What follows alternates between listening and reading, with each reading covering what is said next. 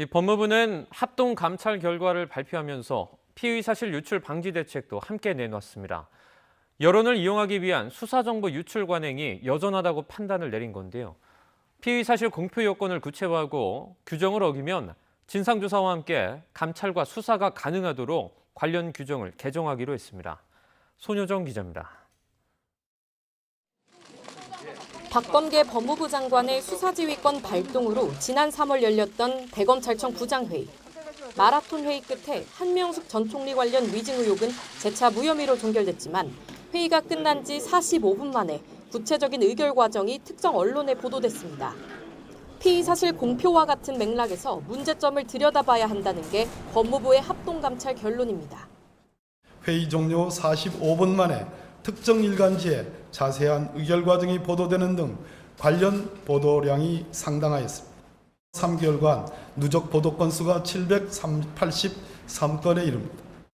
김학의 전 차관 불법 출국 금지 의혹이나 월성원전 경제성 평가 조작 의혹 사건 등도 구체적으로 적시하며 피의 사실 유출로 보도된 것으로 추정되는 언론 기사가 3개월 동안 많게는 2,900여 건에 달한다고 지적했습니다. 박범계 장관은 피의 사실 공표를 넘어 유출이나 누설이라는 용어를 사용해야 한다며 관련 규정을 즉시 개정하겠다고 밝혔습니다. 조국 전 장관 시절 형사사건 공개 금지 규정이 도입됐지만 사실상 사문화됐다는 판단을 내린 겁니다.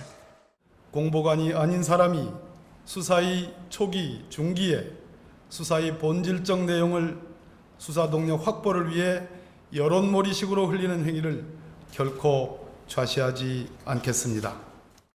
개정안은 피의 사실 공표 금지를 엄격하게 준수하되 예외적 허용 요건을 수사 의뢰나 압수수색 등 수사 단계별로 세세하게 나누도록 했습니다.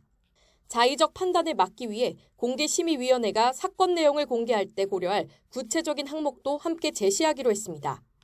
또 검찰이 형사사건을 공보하듯 피의자와 그 변호인의 반론도 같은 방식과 절차를 통해 언론에 알릴 수 있게 하고 규정에 어긋난 피의 사실이 공표될 경우 일선 검찰청의 인권보호관이 진상조사를 한 뒤 수사나 감찰을 의뢰할 수 있는 조항도 포함됐습니다.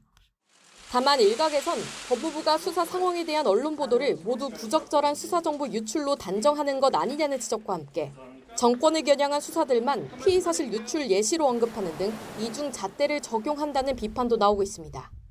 법무부는 법무부 훈령인 형사사건 공개금지 규정을 바로 개정하고 형법상 피의사실 공표죄 등 관련 법 개정도 논의를 거쳐 입법을 추진하겠다고 밝혔습니다.